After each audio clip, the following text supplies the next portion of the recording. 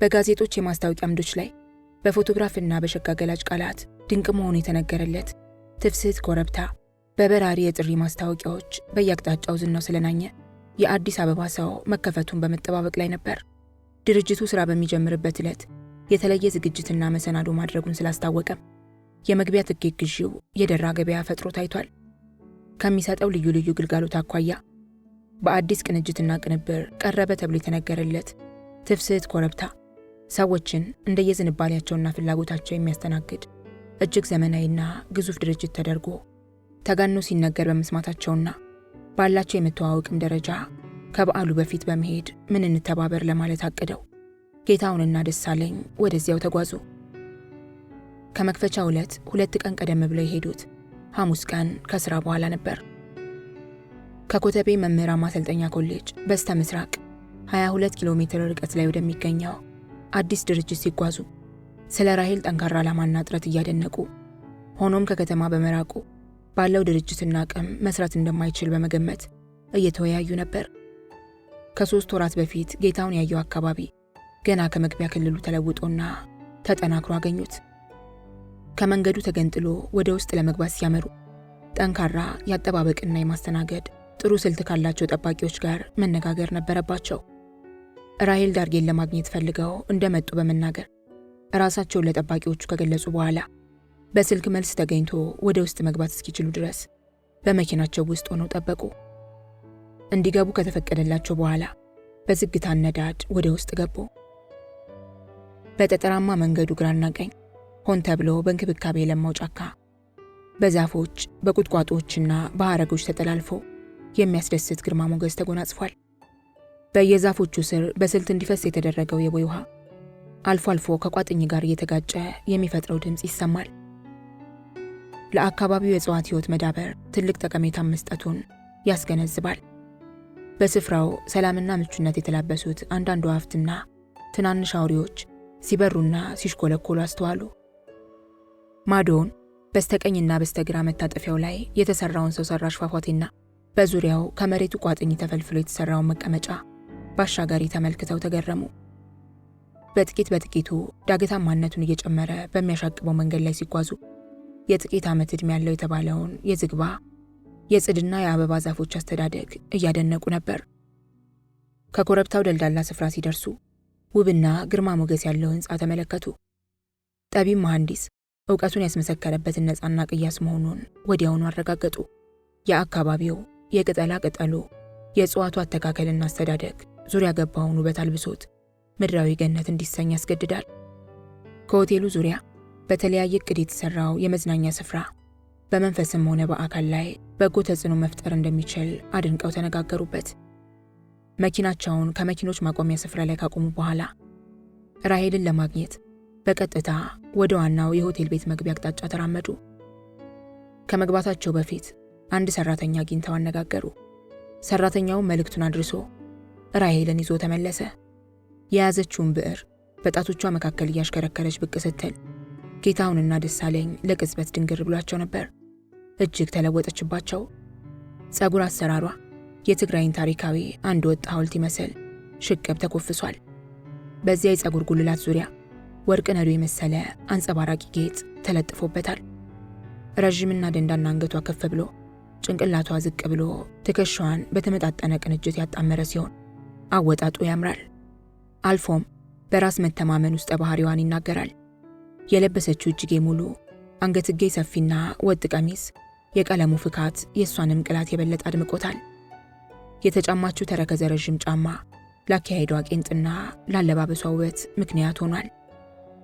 ፈገግ ብላና ትህትና የተሞላው ሰላምታ ሰንዝራ ስትቀርባቸው ነበር እርግጠኞች ሆነው ራሔልን በራሔልነቷ የተቀበሏት።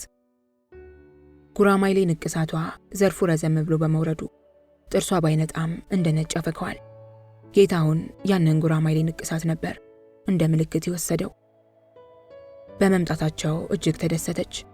ደስታና ትህትና በተሞላው አቀባበል ካነጋገረቻቸው ወዲያ ወደ ነበረችበት ክፍል ይዛቸው ገባች። ክፍሉ ለመዝናኛ ብቻ ሳይሆን ለስራና ለስብሰባ ማካሄጃ የሚያመች እቅድና ድርጅት ነበረው። እነ ጌታውን እንደገቡ በስተቀኝ ከሰፊው መስኮት ብርሃን ስር ከጠረጴዛ ላይ የካርታ ንድፍ መሰል ዘርግቶ ያተኮረው ሰው ቀና አለ። ጥቁርነቱን ይበልጥ ያጎላበትን ነጭ ሸሚዝ እጅጌውን ወደ ላይ ጠቅልሎ ስራ ላይ እንደነበረ ሁኔታው ይናገር ነበር። እንግዶቿን እየመራች ወደ እሱ መራመዷን ሲመለከት ከተቀመጠበት ተነስቶ ጠበቃቸው።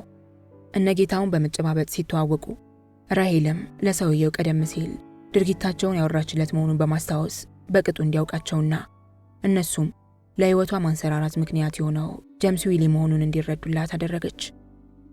ስለ ጌታውንና ደሳለኝ ድርጊት ከራሄል አንደበት ሰምቶ ስለነበርና ያኔ መራራ ቢሆንም መጨረሻው ቁም ነገር ያስጨበጣትን ምክራቸውን አድንቆ ጀምስ በሞቀ ፈገግታና ቀረቤታ ተቀበላቸው። ጌታውንም ከነሱ አድራጎት ይልቅ መደነቅ ያለበት የእሱ ልባዊና ዘለቄታዊ ድጋፍ መሆኑን በመግለጽ አመሰገነው። በስተግራ ክንፍ ካለው ምቹ መቀመጫ ላይ ከተደላደሉ በኋላ በውስጥ ለውስጥ መነጋገሪያ ለዋናው ቡና ቤት በተላለፈው መልእክት መሰረት የወዳጅነት ሙሉ መስተንግዶ ቀረበ። በረዥም የጭውውታቸው ወቅት ጀምስም ሆነ እነጌታውን የራሄልን ብርቱ ጥረትና ቀና መንፈስ በማድነቅ ለተጨባጭ ውጤት መድረሷም የሚያኮራት መሆኑን በመግለጽ ሙሉ ጽዋቸውን አነሱላት። በዚያ የተመቻቸ አጋጣሚ ነበር እንኳን ደስ ያለሽ የሚለውን ልዩ ካርድ በሁለቱም ስም ደሳለኝ ያበረከተላት። ወደድ ባለ ዋጋ የተገዛው ካርድ ሲገለጥ ረቂቅ የሙዚቃ ድምፅ በለሰለሰ ስልት ያሰማ ነበር። ከካርዱ ላይ የተጻፈውን የአድናቆትና የመልካም ምኞት መግለጫ ቃል ካነበበች በኋላ እነጌታውንን አመስግና ጨብጣ ተቀመጠች። ከመስተንግዶ በኋላ በጀምስና በራሄል አስጎብኝነት በልዩ ልዩ ጠቀሜታው ተከፋፍሎና ተደራጅቶ የተዘጋጀውን መገልገያ ስፍራ ለማየት ወጡ። ከሁሉም ዘርፍ ልዩ ትኩረትና ጥንቃቄ ወደ ተደረገበት የኪነ ጥበብ አምባ በቅድሚያ ገቡ። የቤቶቹን ነፃና የትዕይንት አመራረጡ የሚያስደንቅ ነበር። በእያንዳንዱ ጣራ ስር በምንም ሁኔታ የማይገናኙ አራት ክፍሎች ተሰርተዋል። በዚያው በኪነ ጥበብ አምባም ውስጥ በየዘርፉ ክፍሎች ተደልድለው ቁጥር ተሰጥቷቸዋል። ለደራሲያን፣ ለሰዓሊያን፣ ለሙዚቃ ሰዎችና ለአንባቢያን ተከልሎ የተዘጋጀው ስፍራ ለሙያው ሰዎች አባዜ የሚመቻች አይነት ነበር።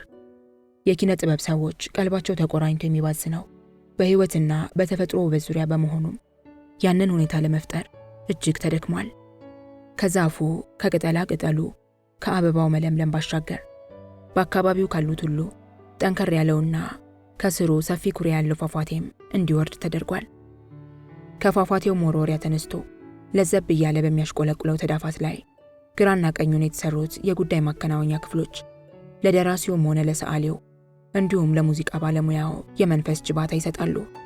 እንኳንስ የኪነ ጥበቡ ቃቤ ለተሾመባቸው ለባለሌጥ አይኖችም ስፍራውና ውስጣዊ ድርጅቱ የሚቀሰቅሰው ስሜት የተለየ እንደሚሆን አዩ። የደራሲ አባዜው፣ ልምዱ፣ ፍላጎቱ የተለያየ በመሆኑ ቢሻው ተቀምጦ አሊያም ቆሞ ካሰኘውም ተኝቶ እንዲጽፍ ለዚህ ሁኔታዎች እንዲመች ሆኖ ካሴትና ማጫወቻው ከፊቱ ባይኖርም ሙዚቃ የሚፈልግ ደራሲ ከዋናው ሆቴል ጋር በሚያገናኝ የውስጥ ለውስጥ መስመር በዝርዝር ከቀረቡት የአገር ውስጥና የውጭ ሙዚቃዎች መካከል የመረጠው እንዲዘፈንለት ይጠይቃል። ይህም ይፈጸምለታል። ሌሎች ፍላጎቶችንም በዚህ ሁኔታ እያሳወቀ ቀልጣፋና የተሟላ አገልግሎት እንዲያገኝ ታቅዷል። ሰዓሊም ብሩሾቹና ቀለማቱ በስርዓት የሚገናኙበት አነስተኛ ስቱዲዮ ሲኖረው ከአድማስ በመለስና ከአድማስ ባሻገር በሚካለለው ስሜቱ የቀለምን መልእክት የብሩሹን ሚስጥር እንዲመሰክር ከትዕይንቱ ጋር የሚነጋገረው የውጭ በረንዳም ተዘጋጅቶለታል። ሰዓሊውም በፈጠራ ስራው ተመስጦ በአክናፋት የምናብ ጉዞ እንዲያደርግ አስቀድሞ የሚፈልገውን ለማቅረብና ለመታዘዝ ሙሉ ዝግጅት ተደርጓል። ዜማ ፈጣሪው የሙዚቃ መሳሪያ አነጋጋሪው ባለሙያም ጣዕመ ዜማ ለመፍጠር እንዲያመቻቸው ወይንም ከመሳሪያው ጋር ስሙር ውህደት ለማግኘት እንዲለማመድ ቦታውና ሁኔታው ተዘጋጅቷል። ባይበዛም ከአገርና ከውጭ አገር የሙዚቃ መሳሪያዎች ዋና ዋናዎቹ ቀርበዋል። በክፍሉ ውስጥ የሚደረገው ሙከራና ጥረት የሌሎቹን ትኩረት እንዳይስብና አልፎም ሰላም እንዳያደፈርስ ክፍሎቹ ድምጽ በሚወጡ ግድግዳዎች በተለየ የተሰሩ ናቸው። እንደየችሎታውና ፍላጎቱ ለአንባቢ የተዘጋጁትን ክፍሎች ለንባብ እጅግ የተመቹና የተሟሉ እንዲሆኑ ተጥሮባቸዋል። ዝነኞች የዓለም ጸሐፍት ለዓለም ያበረከቷቸውን ስብስቦች ሙሉ በሙሉ ይዟል ባይባልም ለዋቢነት የሚጠቀሱትን ማግኘት ይቻላል። በአህጉርና በአገሮች መለዮ በዘመናት ድልድል የተደረደሩት መጽሐፍት ያጠቃቀም መመሪያም አላቸው። አንባቢው እንደ ፍላጎቱ ለመስተናገድ ከዋናው ቡና ቤት ጋር የሚያገናኝ የውስጥ መስመር አለው። አቅፎ በልስላሴ የሚዳስስ ወይም በቁርቋሪ የሚያነቃ ደረቅ መቀመጫ ወይም ተንጋሎ የማንበብ ልምድ ላለውም መንጋሊያ ተዘጋጅቶለታል። የኪነ ጥበብ አምባን ክልል አልፈው ተዳፋቱን በደረጃ እየወረዱ ከደልዳላው ሜዳ ሲደርሱ አካባቢው ለስፖርታዊ እንቅስቃሴ የተዘጋጀ ሆኖ አገኙት። ለሜዳ ቴኒስ፣ ለቅርጫት ኳስ፣ ለመረብ ኳስና ለጠረጴዛ ቴኒስ ጨዋታ በመደበኛ ልካቸው የተሰሩት የአስፋልት ሜዳዎች የየራሳቸው ክልልና ስፍራ ታጥሮላቸዋል። ሜዳዎቹ በርካታ ተመልካች የሚያስተናግዱ ቢሆኑም ለእንቅስቃሴ ምቹና አስደሳች ቦታ መሆኑን እነጌታውን መሰከሩ። ከዚያም እንደገና ተዳፋቱን ሽቅ ቦታው ለሙሽሮችና ለእድምተኞቻቸው ከተዘጋጀው ስፍራ ገቡ። በአንድ ጊዜ 100 እድምተኞች ያስከተሉ 5 ሙሽሮችና ሚዜዎች ከፍ ብለው የሚቀመጡበት ሰገነት ሲኖረው ዙሪያውን እድምተኛው የሚያርፍበት የድንጋይ መቀመጫ በጥሩ ዕቅድ ታንጿል። ለቁጥጥርና ለግንኙነት እንዲያመችም በእያንዳንዱ የሙሽራ ቦታ አነስተኛ ቢሮዎች አሉ። ከዚህ ውጭ በልተውና ጠጥተው ተፈጥሮን በመቃኘት ለሚደሰቱ ከፏፏቴው ስር በስፋት ከተከማቸው ውሃ ውስጥ ልዩ ልዩ የዓሣ አይነቶችን በማራባት ለእይታ እንዲያገለግሉ ቀርበዋል። በትናንሽ ዝግ ቤቶች ውስጥ ዝንጀሮዎች፣ ጦጣዎች፣ ጉሬዛዎችና ጥንቸሎች ታግተው ይጠብቃሉ። ከዚህም ጋር በግልና በማህበር ለመቀመጥ የሚያስችል ማረፊያ ስፍራ በየምቹ ቦታ ተሰርቷል። በመስክና በዛፎች መካከል ለሚቀመጡ ከአካባቢው ጋር የሚጣጣም ሙዚቃ የሚሰራጭበት መስመር በየአቅጣጫው ተዘርግቷል። ጉብኝቱ አብቅቶ ወደ ዋናው ማዕከል ሲመለሱ የቀረበው ዝግጅት ከግምታቸው በላይ የተሟላና ሰፊ ጥረት የተደረገበት መሆኑን በታላቅ መገረም ጌታውንና ደሳለኝ ተናገሩ። በተለይም ለኪነ ጥበብ ሰዎች ሲባል የተደረገው ዝግጅት ከሙያው ክብር አንጻር በተቀሰቀሰ ስሜት በመሆኑ ራሔልን አመሰገኗት። በዚህ ጊዜ ነበር ጌታውን ከማንበቢያ ክፍሎች አንደኛዋንና በከፍታ ላይ የተሰራችውን ለማሟሸት በቅድሚያ ኪራይ እንዲመዘገብ የጠየቀው። ራሔልም የጌታውንን ጥያቄ በደስታ ተቀብላ የተከራዮችን መብትና ግዴታ የሚገልጽ የውል ቅጽ ሰጠችው። ጌታውንና ደሳለኝ ለተቃረበው የመክፈቻ በዓል እነሱ የሚያበረክቱት ድጋፍና እርዳታ ካለ እንድትነግራቸው ጠየቋት። ሐሳባቸውን አመስግና ሆኖም እነሱ ከክብር እንግድነታቸው ባሻገር የሚፈለግባቸው አለመኖሩን ገለጸችላቸው።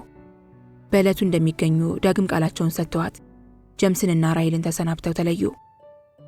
ከፍተኛ መዋለ ንዋይና ሰፊ ጥረት የፈሰሰበት ይህ ድርጅት በከተሞች ውስጥ እንደሚታየው የአንድ ሰሞን ዝናና አገልግሎት አቅርቦ እንዳይከስም ጠንካራ አስተዳደር አስፈላጊ መሆኑን እየተነጋገሩ ከሰፊው የትፍስሕት ኮረብታ ክልል ወጡ። በዚሁ ውይይት መካከል በራሔልና በጀምሱሊ መካከል ስላለውም ግንኙነት ተነጋግረዋል። አዘኔታ ላይ ተቆናጦ የተነሳ በመሆኑ ግንኙነታቸው ፍቅር እንዳለበት ጌታውን ባቀረበው ሐሳብ ደሳለኝም ተስማማ። በዚህም መሰረት ኬንያዊ ግለሰብ እሷን ለመርዳት ሲል ግላዊ ሀብቱንና እውቀቱን እንዳዩትም ጉልበቱን ሳይቀር እንዳፈሰሰ አጤኑ። ጭውውታቸውን ወደ ሁለቱ ሐሳብና ጉዳይ መልሰው መነጋገር ያዙ። ጌታሁን የመንፈስና የአካል ረፍት ለማድረግ የዓመት ፈቃድ ወስዶ እፎይታ መፈለጉን ሲደግፍለት፣ ሁለተኛውን የረዥም ጊዜ እቅዱን ግን ደሳለኝ አጥላልቶ ነቀፈበት። እንዲያውም የጥንካሬ መላላትና የመንፈስ መሸበር ምልክት መሆኑንም ነገረው። ጌታሁን ደግሞ ያቀረበውን ሁለተኛ ሐሳብ እጅግ በጠባቡ እንዳያይበት ደሳለኝን ለማሳመን ጠንክሮ ተከራከረ። ሁለቱም በየግል ሐሳባቸው ጸንተው ሳይስማሙ እየተጋጋሉ በመሃል አዲስ አበባ ገቡ። የሚከራከሩበትን ነጥብ ይዘው ቡና ቤት መግባቱ ለታዛቢ ትዝብት የሚያጋልጣቸው ስለሆነ በመኪናው ውስጥ መቀመጣቸውን መርጠው ከሚያዘወትሩት ቡና ቤት ግቢ ገብተው የሚጠጣ አዘው ንግግራቸውን ቀጠሉ። ደሳለኝ ሲወያይና በነገር ሲቆራቆስ አከታትሎ ማጨስ ስለሚወድ ሲጋራውን ለማቀጣጠል እንዳጎነበሰ ጌታውን ጥያቄ ሰነዘረ። በኑሮ መሟላትና መዳበር በሚያገኘው ክብርና ስልጣን ሰው ፍጹም ደስታ ያገኛል ብለህ ትደመድማለህ? አለው ፈርጠም ብሎ። ደስታ ማለት ማግኘት ነው፣ ያገኘ ደግሞ የፈለገውን ማግኘት ይችላል ሲል መለሰለት ደሳለኝ። እንደኔ አለ ጌታውን አቋርጦ እየሳቀ። እንደኔ ሰው የራሱን የተደላደለ ዓለም በመፍጠሩ የሚደሰት ከሆነ ያ ሰው ብቻ አይደለም። ምን ልትቀጥልበት ነው? አለው ደሳለኝ። ጥቂት የእንስሳነት ባህሪ ይቀላቅላል ለማለት ነው ብሎ እንደ ልማዱ የግንባሩን ቆዳ ማሻሸት ያዘ። ተሳስተሃል ጌታውን፣ ደስታ ማግኘት ነው፣ ራስን መቻል ነው። መስጠትና ለሌሎች መሆን ያስደስተኛል የሚል ካለ መጀመሪያ እሱ ራሱ ሊኖረው ይገባል። ከራሱም አልፎ ለሌሎች መሆን የሚመኝ ካለ ጠንካራ ሰራተኛ መሆን እንዳለበት በእርግጥ አምናለሁ። ራሱንም ሆነ ሌሎችን መርዳት በሚያስችል መስክ የመሰማራት ምርጫ እኔን ይመቅድ አለ ጌታሁን ጠንከር ብሎ። ካሉት የሥራ መስኮች ሁሉ አንተ የመረጥከው ግን እጅግ ጎስቋላውንና ዝቅተኛውን ነው። ተው እንጂ ደሳለኝ፣ ሐሳቤን ስላልደገፍከው ብቻ የሙያ መስኩን ከሚገባው በታች አትገምተው። ሙያውን ዓለም ያደንቀዋል፣ አድናቆቱም ተገቢና ትክክል ነው። እኔም አከብረዋለሁ። በእርግጥ ያለዚህ ሙያ ሌላው አይኖርም። ሆኖም እንደማየው ለአጭር ጊዜም እንደማውቀው በዚህ መስክ ተሰማርተ እንኳን ሰው ልትረዳ ራስህን በጤናማ ሕሊናና አካል ለማራመድ አትችልም። እያደር እየከሰምክ እየተበላ ትሄዳለህ። የበላህ እንኳን አያመሰግንህም ማለቴ ነው አለና የትልቁን ብርጭቆ ቢራ ግማሹን ባንዴ ጠጣው። አንተ ሕይወትንና ደስታን ከምትመዝንበት አኳያ ይህ የሙያ ሥራ ሚዛን ሊደፋ ያልቻለበት ነጥብ ይኖራል። ያም ይገባኛል። እኔ ግን በሙያው ሳቢያ በሰዎች ባህሪና ሕይወት ላይ የሚገኘውን በጎ ለውጥ ሳይ እረካበታለሁ። ጌታውንም ከቢራው በወጉ ተጎነጨ። እኔ በበኩሌ ለነፍሴ ብቻ ዳሪ ስላልሆንኩ አስተማሪነትን እያከበርኩት፣ ነገር ግን ብሞት አልጠገውም። ሰዎችም እንዲጠጉት አልመክርም። ስለዚህ ነው እቅድህን የተቃወምኩት። ባለህበት ተግባር ላይ ሆነ የምትፈልገውን ትሩፋት ለመስራት ምን አገደህ? በተመሳሳይና ተከታታይ ሥራ ለተወሰነ ውጤት በጠባቡ መታከት አስጠልቶኛል። ከሀኬት ነፃ የሆነ ሥራ ናፍቆኛል። ነፍሴን በወጥመድ የተያዘች ያህል በያዝኩት ሥራና ክፍል ውስጥ ስትወራጭ ማባበሉ ሰልችቶኛል። ፈጠራን አደንቃለሁ፣ መፍጠር እመኛለሁ። አስተማሪነት ደግሞ ለዚህ ፍላጎቴ ትክክለኛው ቦታ ነው። ስለዚህ የምወደውን ብታጥላላብኝ ከምቀየምህ በቀር አልጠለውም። ጌታውን ፈገግ ብሎ ጓደኛውን አግድማ አደረገው። አቦተው የማያስፈልግ መስዋዕትነት መክፈል ሞኝነት ነው። እስቲ የዚህ ሙያ ሰዎች ተመልከታቸው። እንደ ልብሳቸው አካላቸውም የነተበ እንደ ጧፍ ነጋ ጠባ እየነደዱ በራሳቸው ውስጥ ቀስ በቀስ የሚከስሙ ሰርተው ጠብ የማይልላቸው አሁንማ ለጋብቻ እንኳን የማይፈለጉ የጎሰቁሉ ናቸው። እንግዲህ እነዚህን ግፉዋን ሰዎች ቁጥር በአንድ ለመጨመር አቆልቁለ መውረድ ሊገባኝ አልቻለም አለ ደሳለኝ በብስጭት። በእርግጥ ከምንጊዜውም በዚህ ወቅት ማህበራዊ ከበሬታቸውና የኢኮኖሚ አቋማቸው ዝቅ ብሎ መታየቱ ግልጽ ነው። ይህ ደግሞ እነሱን ሳይሆን አጠቃላይ አመራሩንና አስተዳደሩን የሚያስገምት እንጂ ሙያውንና ባለሙያዎቹን የሚያሳንስ አይደለም። ምሁራንን የሚፈራ የሚጠራጠር አስተዳደር በረቀቀ ዘዴ እንዲቀጭጩ የሞራል ስብራት እንዲደርስባቸው ማድረጉ የታወቀ ነው። በዚህ ጉዳይ ደካሞች ያፌዛሉ፣ አዋቂዎች ግን ያዝናሉ። የዘመናችን መምህራን የአባ ኮስትርን ዕጣ ታድለው ስላቀረቀሩ የጉስቁልና ምሳሌ ሆነዋል። ቢሆኑም እኔ ከውሳኔ ፈቀቅ አልልም። አባ ኮስትር ማን ነው? አለ ደሳለኝ የሲጋራውን ጢስ ሽቅብ እየገፋ በታከተ አባባል። አባ ኮስትር ማለት ጀግናው በላይ ዘለቀ ነው። የሰላ ምላስና መሰሪ ልብ የታቀፉ ባንዶች የምታፈራው ይህች ሀገር እንደ በላይ ዘለቀ አባ ኮስትር ያለ የጠላት መቅሰፍት የሆኑ ወንዶችንም ታፈራለች። የሙሶሊኒን ጦር እያንገበገበ መውጫ መግቢያ ያሳጣው በላይ ዘለቀ ከኛ ከወገኖቹ ይልቅ ጠላቶቹ ጣሊያኖች ሲያስታውሱትና ሲያደንቁት ይኖራሉ። ለአገሩ ለወገኑ ሲል በቆራጥነት ሲዋጋ የኖረ ጀግና በስተመጨረሻው ከመንግስት ያገኘው ወሮታ በገመድ መንጠልጠል ነበር። ያንን መንግስት ዳግም ለማቋቋም የከፈለው መስዋዕትነት የራሱ መጥፊያው ነው። እናም አስተማሪ አለ ጌታሁን ተንጠራርቶ እያዛጋ። ይሄ ሌላ ግዙፍ ምስቅልቅል የፖለቲካ ሽኩቻ ጉዳይ ነው። ወደኛው ጉዳይ ስንመለስ ግን በገሃዱ እይታ ሙያውና የሙያው ሰዎች ወርደዋል። ታውቀዋለህ። እያወክ በጭፍን ወደዚህ የምትራመድ ከሆነ ታማሃል ማለት ነው። ደሳለኝ ይበልጥ ቁጣ አለው። ጤነኛ ነኝ። ይህንን ውሳኔን ማንም ቢሰማው ጤንነትህን ይጠራጠራል። ከዋናው ኦዲተርነት ወደ አስተማሪነት ማሽቆልቆል ምናልባት አጉል ጀብደኝነትን መሰለኝ። ከፈጣሪ በታች ፈጣሪነትን እወዳለሁ።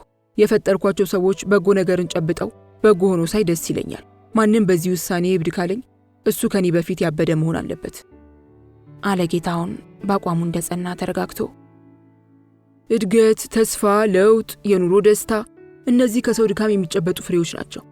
ይህ የማይታበይ ሕይወት ባዶ ነው፣ ባዶ ብሎ ደሳለኝ ተቃውሞውን አጠነከረ። ሙያው የሚፈጥራቸው የበሰሉ ጭንቅላቶች ወደፊት ይህን መዛነፍና መሳሳት ያስተካክሉታል። እስከዚያው መስዋዕትነት ከሚከፍሉት ጎን ብንሰለፍስ አለ ጌታሁን እየሳቀ። ለነፍስ አዳሪ መሆን ከፈለክ ለምን ጠቅልለህ ገዳም አትወርድም? አለው ደሳለኝ መለስ ብሎ በመደነቅ እየተመለከተው።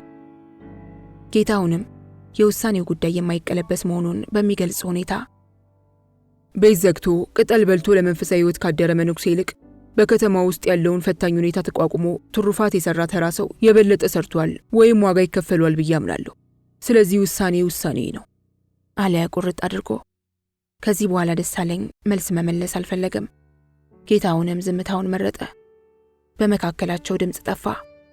ከብዙ ዓመታት በፊት በአስተማሪነት የ1 ዓመት ብሔራዊ ግልጋሎት የሰጡበትን አገር ሁኔታና ኑሮ ሁለቱም ማሰላሰል ጀመሩ።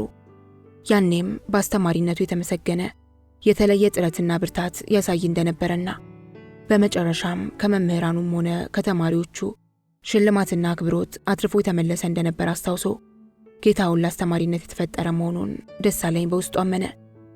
ጠንክሮ ሊጋፋው እንደማይገባ ወሰነ። ጌታውን በገንዘብ ሚኒስቴር የነበረውን ስራ ለቆ በትምህርት ዓመቱ መጀመሪያ ላይ አስተማሪ ሆነ። የተመደበበት የዳግማዊ ምኒልክ ትምህርት ቤት አማካይ ስፍራ ላይ መሆኑንም ወደደው። የተመኘውን የአእምሮ መቅረጽ ስራ በትጋት ተያያዘው። ጌታውን በወቅቱ ለነበረው ስሜቱና ብቸኝነቱ ተስማሚ ሆኖ ያገኘውን ስፍራ የትፍስሕት ኮረብታን መርጦ በዚያ መኖር ከጀመረ በርካታ ወራት አለፉ። ከገንዘብ ሚኒስቴር የዋና ኢንስፔክተርነት ስራው ወደ መምህርነት ተዛውሮ መስራቱም ከፍላጎቱ ጋር በመጣጣሙ ደስተኛ አደረገው። ከዚህም በተጨማሪ በራሔል ጥያቄና ውትወታ በኮረብታው የድርጅቱ ስራ በምክትል አስተዳዳሪነት ከማስተማር ስራው መልስ በግማሽ ቀን ጊዜው መስራት ጀመረ። ደሳለኝም እንደ ጌታውን በሚመቸው ጊዜ ሁሉ በድርጅቱ ገቢ ሂሳብ ምርመራ ስራ ላይ ሞቅ ባለ ደሞዝ ተሰማራ። በዝቅተኛ ኑሮ ይኖሩ የነበሩት አሰገደችና ሌሎችም ጎረቤቶች በልዩ ልዩ የጉልበትና የሙያ ስራ የመቀጠር ዕድል አገኙ። የትፍስሕት ኮረብታ ኑሮና ጌታውን ተስማምተው ታዩ። በይበልጥም በሚወደው የማስተማር ሙያ እንደገና መሰማራቱ የመንፈስ እርካታና ደስታን ሰጥቶታል። በአንደኛው ዕለተ ዓርብ የማስተማር ስራውን አጠናቆ ወደ ትፍስሕት ኮረብታ በመመለስ ላይ እንደነበር እግረ መንገዱን ፖስታ ሳጥኑን ፈትሾ ከደሳለኝ የተላከ ደብዳቤ አገኘ። ደሳለኝ ለአጭር ጊዜ ቆይታ ወደ ክፍለ ሀገር ሄዶ ነበር። ደብዳቤውን በአውቶቡሱ ላይ ሆኖ ለማንበብ በማቀድ ወደ ትፍስሕት ኮረብታ የሚጓዘው አውቶቡስ ወደሚነሳበት ጣቢያ ተጓዘ። ለ12 ሰዓት ሩብ ጉዳይ ሲሆን ከደረሰው አውቶቡስ ውስጥ በርካታ ሰዎች ገቡ። ብዙዎቹ በኮረብታው ለማደር በስልክ አሳውቀው ስፍራ የተያዘላቸው ያዳር እንግዶች ናቸው። ጥቂቶቹ ደግሞ በፈረቃ የሚሰሩ የጽዳት፣ የምግብ ቤትና የጥበቃ አገልግሎት ተለዋጮች ነበሩ። ከ4 ኪሎ መነሻ ጣቢያው ወደ ምስራቅ የሚጓዘው አውቶቡስ መንገዱን እንደጀመረ የሰዎች ንግግር ተበራከተ። ሰው ሁሉ በየጎኑ ከተቀመጠው ጋር ጭውውት ያዘ። ጌታውንም ደሳለኝ ከላከበት ደብዳቤ ጋር ሐሳብ መለዋወጥ ያዘ። ደሳለኝ ያሳደጉትንና ያስተማሩትን አጎቱን በዓመት 2 ጊዜ ከሚጎበኝበት ፕሮግራም በአንደኛው ላይ ነበር። ስለ ገጠር ሕይወትና ስለ ገጠሬው ገመና እንዲሁም በአካባቢው ስለሰፈነ የፖለቲካ ሁኔታ ጽፎለት ነበር።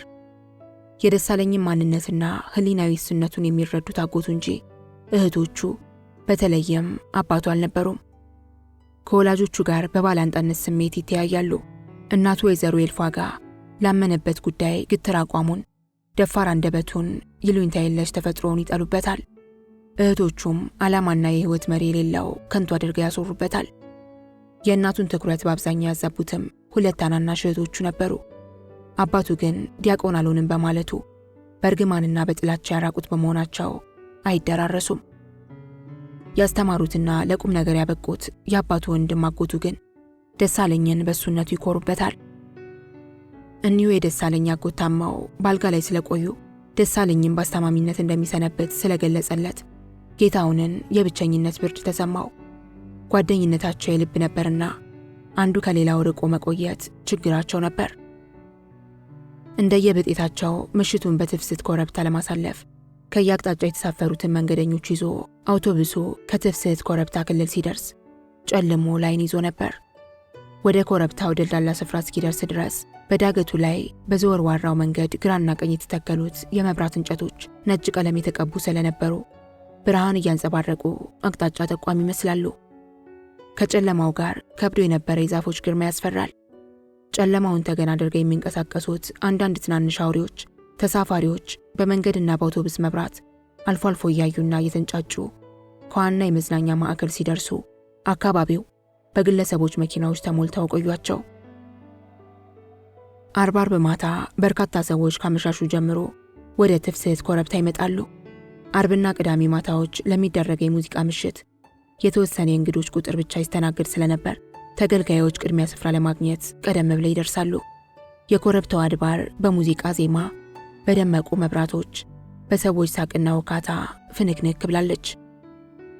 በአየሩ ውስጥ የሰረጸው ሽታ ይጣፍጣል። የሴቶቹ ሽቶ፣ የአበቦች ጠረን ተመሳጥሮ የሰው ስሜትን ይኮረኩራል። አልፎ አልፎ ከምግብ ማሰናጃ አካባቢ በነፋሻው አየር ተጭኖ ይረጭ የነበረ የምግብ ሽታ ልዩ መዓዛ ነበረው። በዚያ ሰዓት የተኮረኮረውና የነቃው የጌታውን ስሜት የረሃብ ስሜቱ ነበር። ወደ ምግብ ቤቱ ሲገባ ከዳር እስከ ዳር በእንግዶች ተሞልቷል። የማንኪያና የሹካ ኳኳታ፣ ሳቅና ጨዋታ፣ በባህል ምግብ ገበታ ዙሪያም መጎራረሱ በየአቅጣጫው ይታይ የነበር ትርኢት ነበር። ላፍታ ቆም ብሎ የሚቀመጥበት ስፍራ ባይኑ ሲፈላልግ ቆየ።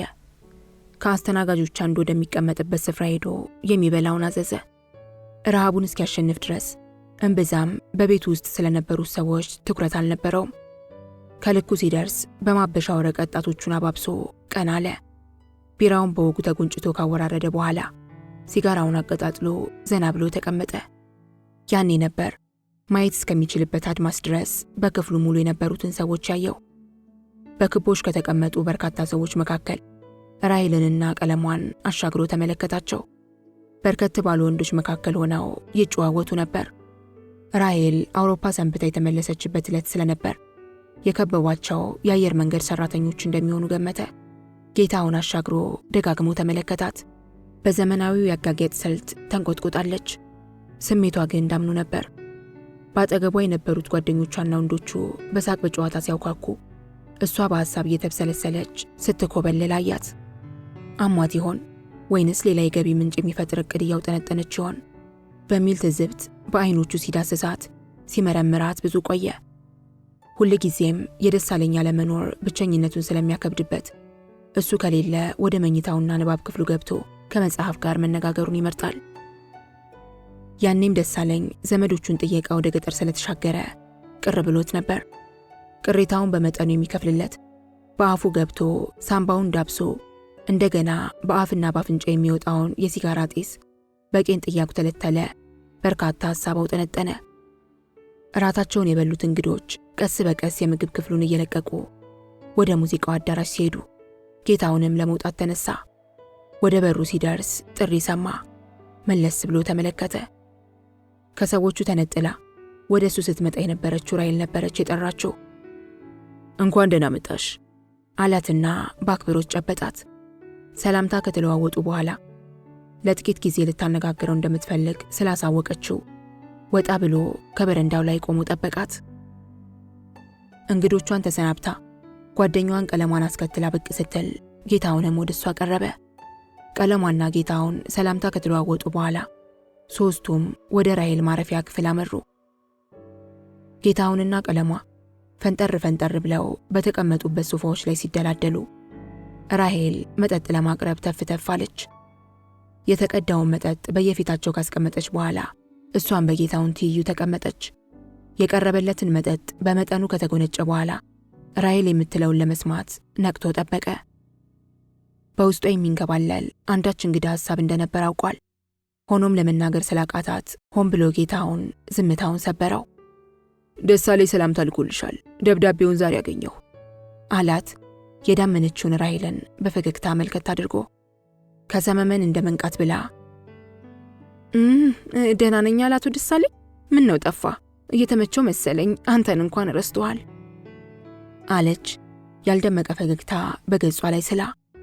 ጌታውንም ስሜቷን ለማጤን እየሞከረ ለሰነዘረችው ጥያቄ መለሰላት። እሱ ደህና መሆኑን ገልጾልኛል። አጎቱ ታመውበት በማስታመም ላይ በመሆኑ አዝኛለሁ አላት። ሊመጣ አላሰበም አለች ለመጠየቅ ያህል። ዝርዝር ሀተታውን መስማት ግን አልፈለገችም ነበር። በውስጧ አንዳች የሚንከባለል እንግዳ ስሜት እንዳለ ተረድቶ ነበርና በቅርብ ይመጣል ብሎ ጌታውን ንግግሩን አሳጠረ። አይኖቿን ቦዘዝ አድርጋ ከዘካችበት መስኮት ላይ መልሳ ጌታውንን ለአንድ አፍታ ጠንከር አድርጋ ተመለከተችው። አየት አድርጓት መለስ አለ። እድለኛ ነህ አቶ ጌታውን፣ አንተ የደረሰ ደብዳቤ ደስታ ነው። ዛሬ ለእኔ የደረሰኝ መልእክት ግን አሰቃቂና አሳዛኝ ነው አለችና አግዳ የቆየችውን እንባዋን አዝረከረከችው።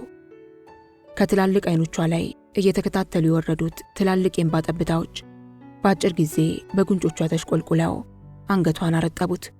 ጉንጮቿ አፍን መሰሉ። ጌታውንን ድንጋጤ ሰበቀው። ከማን ነው? ምን አይነት አሳዛኝ ደብዳቤ ደረሰሽ? አላት ጭንቅ ብሎ ከይሉኝታ በላይ አፍጥጦ አይኗን እየተመለከተ። መለስ ብሎም በጥያቄ አተያይ በስተግራ ተቀምጣ የነበረችውን ቀለሟን ቃኛት። ወደ ሶፋው ተለጥጣ እግሮቿን አነባብራ አይኖቿን ዘግታ የማገችውን ሲጋራ ባሞጠሞጡ ከንፈሮቿ መካከል ወደ አየር ትበትን ነበር። ወደ ራሄል ተመልሶ ምንድነው ራሄል? ምንድን የደረሰብሽ ነገር? አላት እንደገና። ደብዳቤ ጀምስ ነው፣ እየተጻፈውም ስለ እርሱ ነው። ቀኝ እጄ ተቆረጠ አቶ ጌታሁን፣ እውነተኛ ደጋፊዬን አጣሁ አቶ ጌታሁን አለችውና የሐዘን ስሜት በሲቃ ነዝሮ ሰበቃት።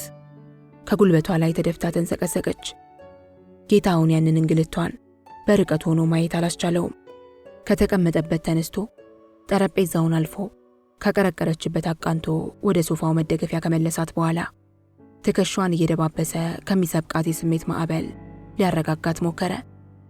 እንደገናም ጎንበስ ብሎ ተጠማዛ ከተደፋችበት የሶፋ የእጅ መደገፊያ ላይ አቀናት፣ አጽናናት፣ ተለማመጣት። ምን ሆነ ጀምስ ዊሊ? ቆይ እንጂ መንፈስሽን በወጉ ተቆጣጠሪው፣ አደጋ ደረሰበት?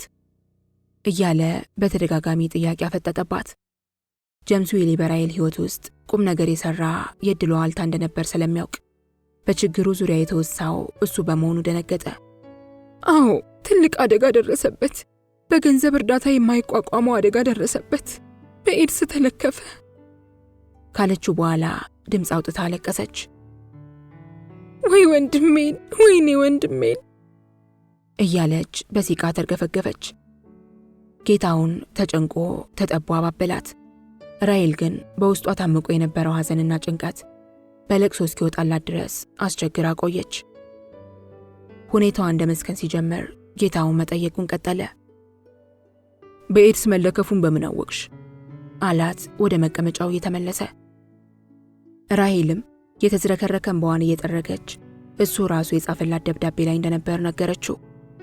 በሽታውን ያወረሰችው ሚስቱም በዚሁ ሰበብ እንደሞተች ጨምራ አሳወቀችው።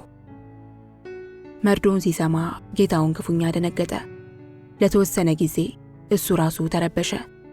ድንጋጤው እየቆየ ተጠናከረበት። ቀናሴ የነበረው ኬንያዊ ጀምስ መድህን ወይንም መከላከያ በሌለው መቅሰፍት በመቀሰፉ ከልቡ አዘነ። በሌላ በኩል ደግሞ በጭንቀትና በጥርጣሬ ተወጠረ። ከፊት ለፊቱ ተቀምጣ በልባዊ ሐዘኔታ እንባዋን ታረግፍ የነበረችውን ሴት ትኩር ብሎ ተመለከታት። በምን ቋንቋ እንደሚያጽናናት ግራ ገባው። አንጀቱ በሐዘኔታ ተላወሰ። የሐዘኗ ተካፋይ ሆኖ ክፉኛ ቆዘመ። እሷን በተስፋ ለማጠንከርና ለማጽናናት ሲል ብቻ። አንዳንዴ እኮ በምርመራ ስህተትና ከተዛማጅ ምልክቶች ጋር በማምታታት ደህናዎቹን ሰዎች የኤድስ በሽተኞች ናችሁ በማለት ያስደነግጧቸዋል። ምናልባት ሚስቱ አስቀድማ ስለሞተችም የእሱን ጤንነት በግምት ጠርጥረ ይሆናል። የተረጋገጠ ወሬ እስክትሰሚ ድረስ ራስሽን ባትጎጂ ጥሩ ነው አላት አዘኔታ በነበረው አባባል። ወደ አገሩ ከተመለሰ በኋላ ያገባት ሚስቱ ቀስ በቀስ ታማሚ መሆኗን ይጽፍልኝ ነበር። በሽታዋም የጨጓራ ካንሰር እንደነበር ነው የጻፈልኝ። አሁን በመጨረሻው ነው በኤድስ መሞቷን የገለጸልኝ አለችና ከጎኗ የነበረውን ቦርሳ ከፍታ በአንድ ወገን ተከፍቶ የነበረውን ፖስታ ቀበለችው። ጌታውንም ተቀበላትና ለማንበብ ከውስጥ የነበሩትን ወረቀቶች በዝግታ አወጣቸው። በወረቀቶቹ መካከልም አንድ ፎቶግራፍ ነበር። የደብዳቤውን የመጀመሪያ ገጽ ረጋ ብሎ በንባብ ወረደው። የጀምስ ዊሊ አጻጻፍና ያደረበት የተስፋ መቁረጥ ሁኔታ ልቡን ሰበረው። በትዳር እንዲጣመሩና ራሄል የኑሮ ጓደኛው እንድትሆን የጠየቃትን ጥያቄና ልመና ለመቀበሏ ለሞት እንደዳረገው ቅይሜታ ባለው አጻጻፍ በሰፊው አትቷል።